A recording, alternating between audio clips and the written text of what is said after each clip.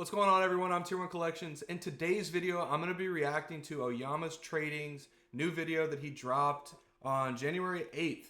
5 hard lessons about grading Pokemon cards. I had a couple Discord members reach out and say that I should react to this, so we are going to do that right now. Shout out to him for letting me react to this. Huge shout out to him. He seems like a really good dude. But let's get into it. Grading cards made me 30K of profit in 2025. Nice. Which I used to grow my Pokemon hobby by reinvesting that into my collection, my vending, and this YouTube channel. So here's 5 hard learnings or maybe slightly hot takes from getting hands-on with grading hundreds of Pokemon cards. Points 3 and 4, potentially particularly hot takes. They'll definitely get a couple people worked up. So get comfy, stick around to the end of the video to hear those. Learning number 1, gem rate is not always the right goal. And in fact, focusing on it too much will probably hold you back. So I like to talk about gem rate. I use gem rate as a hook in a lot of my PSA return videos. A lot of people that watch this channel probably found me through those videos. And I say this all the time. Like a lot of people have asked me about this gem rate and how do I get a better gem rate? Now you can be at a 70% gem rate and you're super successful, but there's a lot of things there where you could be at a 10% gem rate and still be in the green and making money. So it just depends on what you're grading in terms of what that gem rate is. So the other thing is, if you are looking for 100% gem rate, you're going to be passing on a lot of cards that, you know, are potential winners or big winners in that capacity. You'd be only like grading like Sword and Shield V alt arts and stuff like that. So whatever, we're impressed by the fact that I could get 80% PSA 10s when I send cards to PSA. For a content creator, it does make sense. So it gets attention, it's really easy to understand, it does kind of prove the skill of grading and that there's something to be learned from the person that you're watching. Naysayers love to act like grading is a total crapshoot, complete gamble, everything's random. Those people are coping. I'm certainly not the only person who can get over 70% gem rates pretty consistently. There's a lot of people out there. The existence of such people just proves that there is some level of skill to it. But the reality is, when I get that sort of flashy 82% gem rate, that actually usually tells me that I was too strict, and I don't interpret it purely as a positive thing. Literally what I just said. Actually, it almost certainly means that I eliminated cards that would have gotten a good Yo, he's got the same frame that I got there. I wonder if it's the same brand. This thing is nice. grade, and I missed out on upside that I could have captured if I'd taken some more risks. Assuming you're grading cards that are worth grading in terms of the upside in a higher grade, sending in 10 cards and getting 8 10s is awesome, but it also means you probably missed out on some upside. Assuming anyway the upside is the goal, which for me, 95% of the things I grade, that is the goal. Here's an example, and by the way, I'm just gonna use like perfect round numbers, purely for illustrative purposes, but you will understand what I am getting at with this example. Let's say you grade 10 $50 cards, and you pay $25 per card for grading and shipping and all that, and you get 8 10s.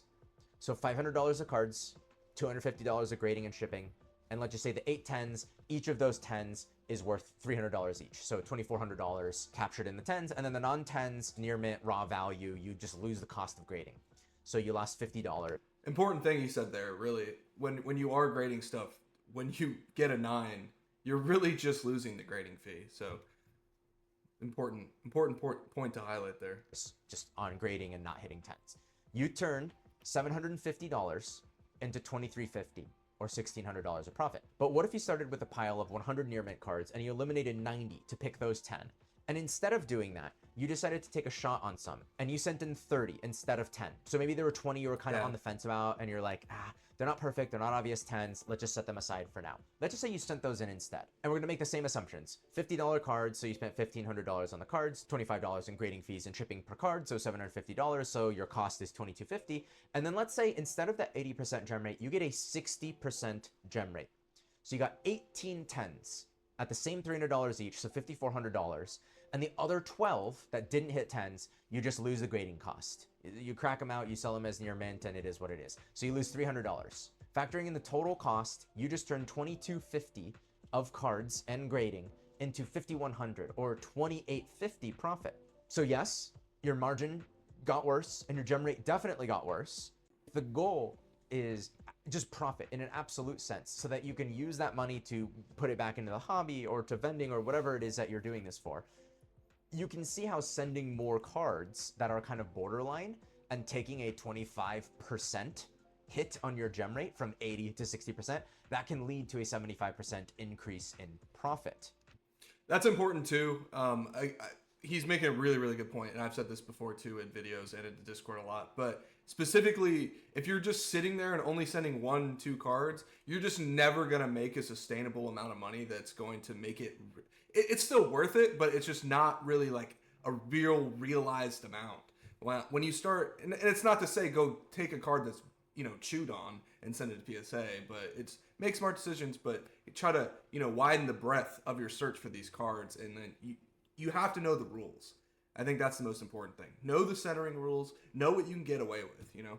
Just to take this example to like its relative edge, it's an admittedly overly perfect and very convenient example, but let's just say you get a 50% gem rate, exact same scenario. So $4,500 worth of 10s minus $1,500 that you spend on cards minus $750 in grading, and you just eat $375 of that, recouping the money on the ones that you missed, getting a 10 on. That's $1,875. Remember our original example where you sent 10 cards and you got 8 10s, that was $1,600.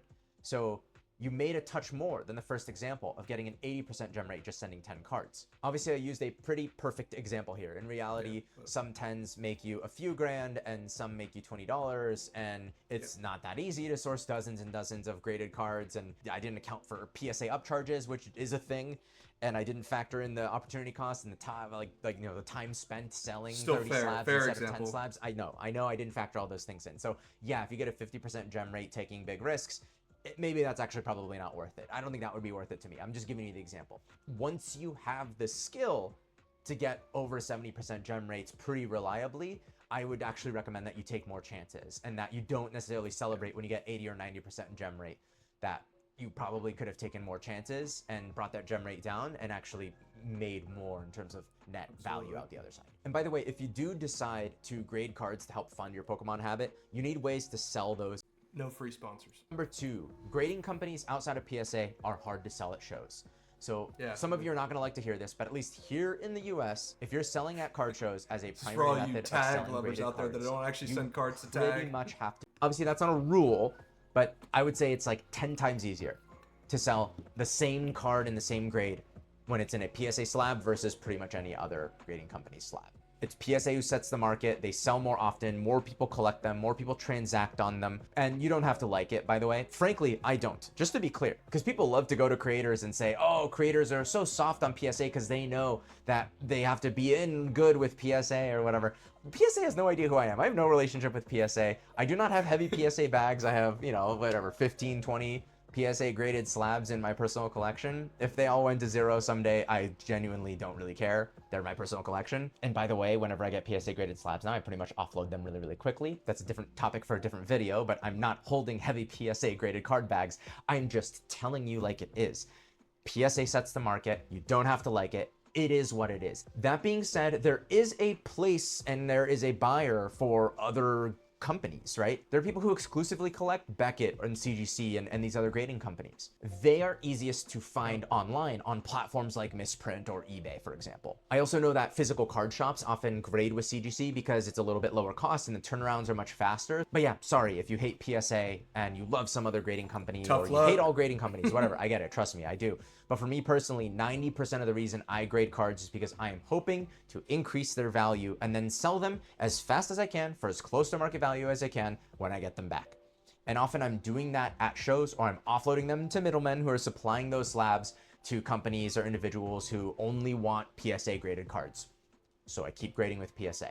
And by the way, just as a side note, you're totally welcome to criticize me or anybody else for doing that, and for the fact that I and a bunch of other people would just grade with another company and I do it too. On the drop of a hat if it was worth more financially to do that. I would too. Because I would, and a lot of us would. I grade cards because it helps me turn money into cards, into higher value cards, which I turn back into more money than I had before, which I then spend on growing my collection.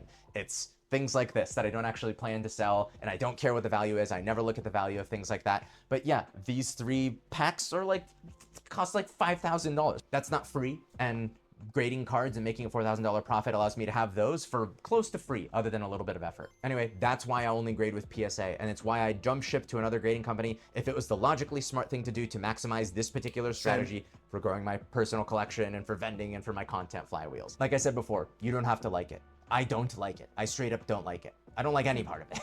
Honestly, I don't. But it is what it is, right? The only person I would be hurting by refusing to grade with Stupid. PSA is myself. Yep. Learning number 3, turnaround times are very, very slow right now, which can actually make it straight up not worth it, and it adds to the amount that this is gambling. If there's any truly good argument against grading cards at all right I see now, where he's going. especially with PSA specifically, this argument is like way at the top for me. Let's just use PSA specifically. The standard value bulk shipment level can literally take a month or two just to move from package received to research and ID, which is like the pre-grading. Not if you do it right. It's just them signaling to you, we you know, received you your know. package and it's in our system. They're not even like doing anything with it yet. And then it can, in fact, it will probably take another 2 or 3 months from there for the grading and assembly process. So end to end, you could fair. easily be sending those cards away for over 4 months. Right now, they upgraded that from like 65 business days to 95 business days. So think about that. 95 business days, automatically they're telling you expect at least 4 months. That's about the turnaround time at the standard value bulk level. Also is what it is, but that really kind of sucks. It makes it hard to get started if you're trying to get into card grading. It takes forever to find the cards, put them in the thing, send them off, get them graded and get them back and all that, right? That whole loop might take you 4 to 6 months. It kind of probably like the will take you 4 to process, 6 but months I unless you pay agree. for one of the higher shipping tiers and totally eat up your margin, which if you're trying to get started, probably not the way to go. So it takes a long time to like get the information or the data or the I'm not sure I necessarily agree with that, but I'll let it keep going and see what he says. earnings for your own process. It also makes it hard to justify if you have a limited budget for the Pokemon hobby because it's just not that attractive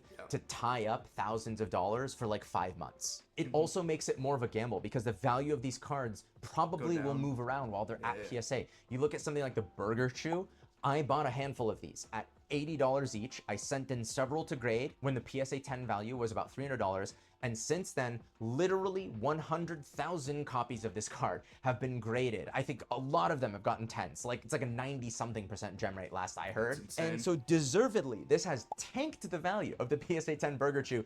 It's like $50 now. So yeah, I didn't know it was that my bad. smart Jeez. little Burger Chew grading play, I literally spent like $100 on the card and grading. No matter what grade it gets back, I will lose hundreds of dollars on the 3 or 4 whatever Burger Chews I sent in.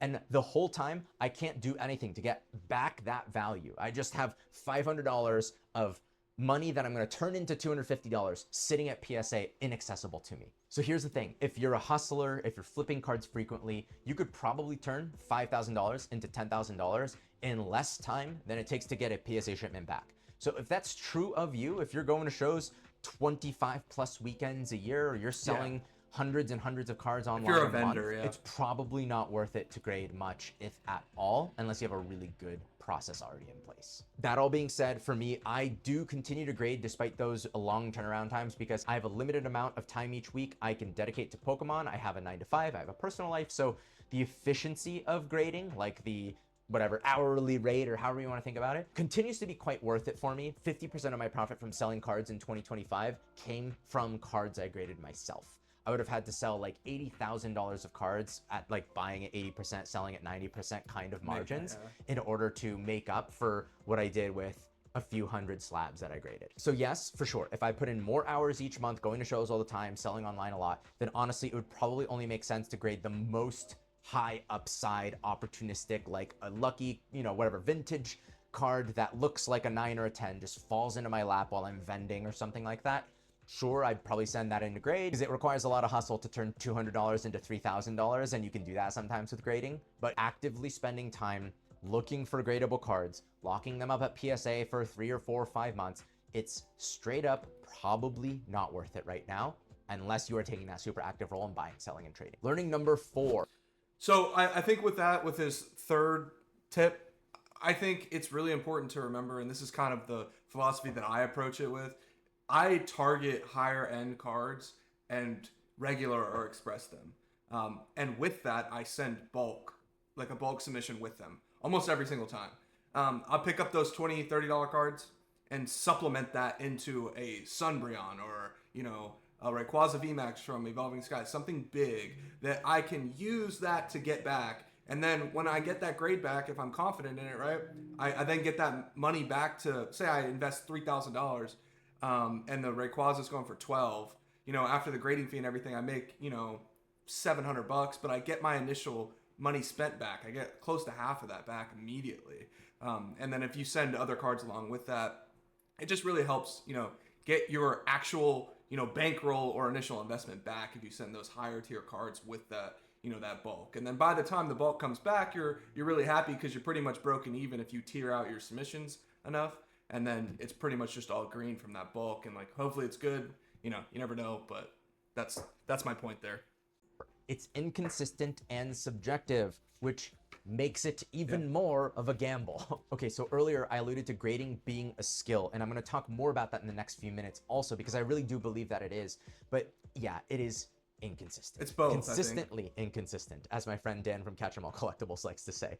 If you look at a majority of grading companies, the graders are humans. They're just humans like you or me. And I know you look at me and you think, oh, Oyama's perfect. I'm so far from perfect, and so are you, and so are the people grading those cards. There's so many examples of this human element leading to inconsistency. The best evidence of this are these countless examples of people regrading cards and getting different grades back on subsequent attempts. I've seen people send a 9 and get a 9, crack that 9 and get a 10. So that particular card, it's mostly a 9. It's usually a 9, but sometimes it's a 10. Schrodinger's PSA 10. But seriously, it's not gambling like playing a complete pure luck game at the casino, like rolling dice where there's just like no skill, it's just purely however the chips fall. It's not some super low odds thing like a lottery scratcher. It's, to me, like the right analogy in terms of gambling. Maybe it's a little more like poker. It's very obvious that there are a variety of skills and knowledge that go into making a bad versus an okay versus a good or great or an elite. You can have a player edge. Right? There's a reason I'm not competing at the Poker World Championships. I'm not that good at poker. I don't play it that often. If everyone had completely equal odds because it was completely random, then I would have just as good of a chance of winning the Poker World Championships as you or me or anybody else or someone who's won it 10 times before. But it's still the case that the best poker player in the world could just like spend an entire game drawing terrible hands, or they make a mistake that they wouldn't normally make, or they miss something that they wouldn't normally miss, and they have a completely different outcome, and grading is sort of like that. There are skills that improve your odds and make it much less of a gamble than some people would like you to believe, but the same person holding the same cards to the same standard could get an 85% gem rate one day and a 60% gem rate the next day, and then they could send a 9 in, that becomes a 9 again, and then it gets an 8, and then it gets a 10, and you get no explanation for any of that. And I know, let me stop you, I know some of you have already scrolled down to the comments section, and you are drafting up a comment about AI or technology-centric grading services like I know, they're so annoying. And guess what? There's a ton of evidence that those services are not there either. To 100%. My personal amusement, as somebody who works in AI and kind of gets a kick out of people getting like riled up about things that I think are very inconsequential and unimportant, these AI grading companies are exactly, right now anyway, exactly as inconsistent and unreliable and seemingly a little bit random as these traditional human graded companies like PA.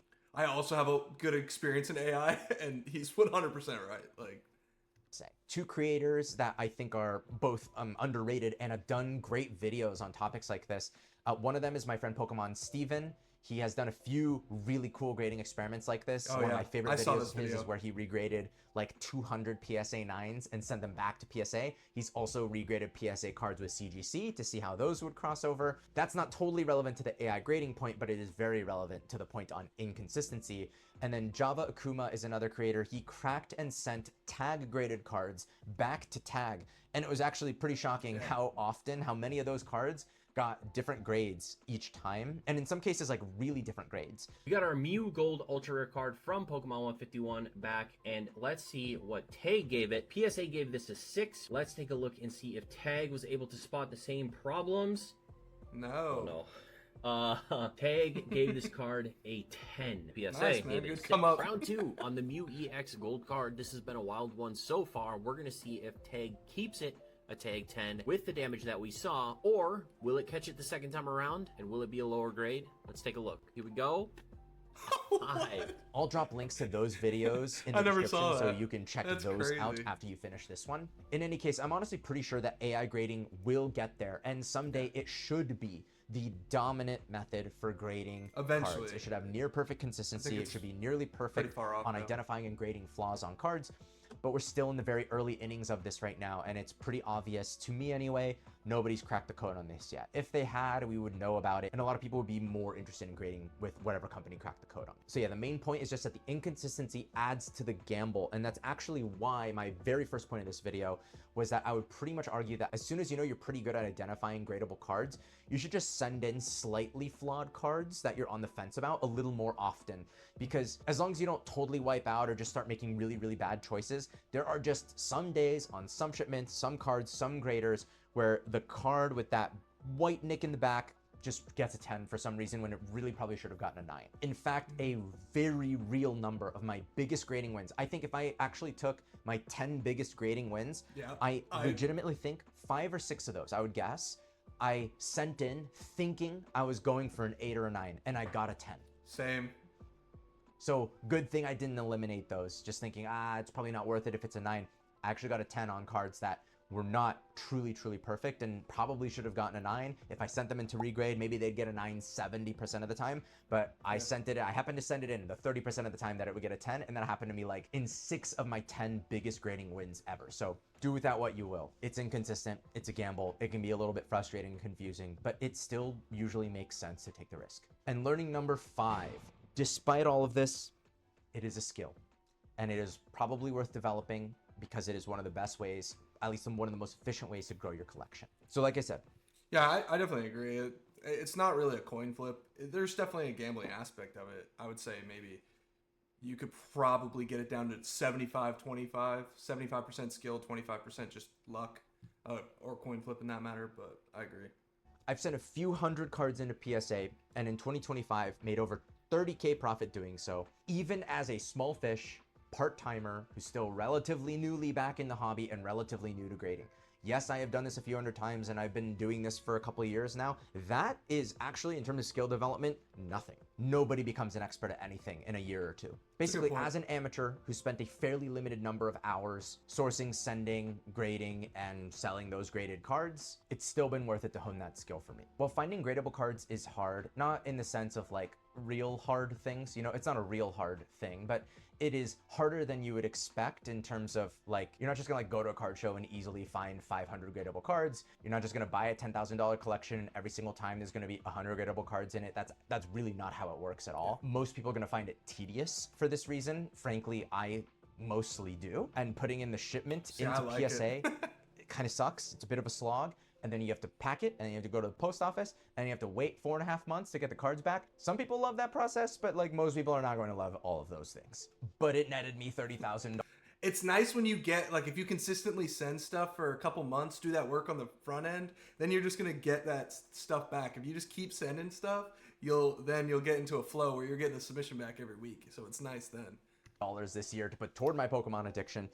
Guilt-free, and I would estimate that all in, from sourcing to sorting to shipping to selling, my grading dedicated parts of my process probably took 100 or so total hours this year. So that's about an hourly rate of $300 an hour.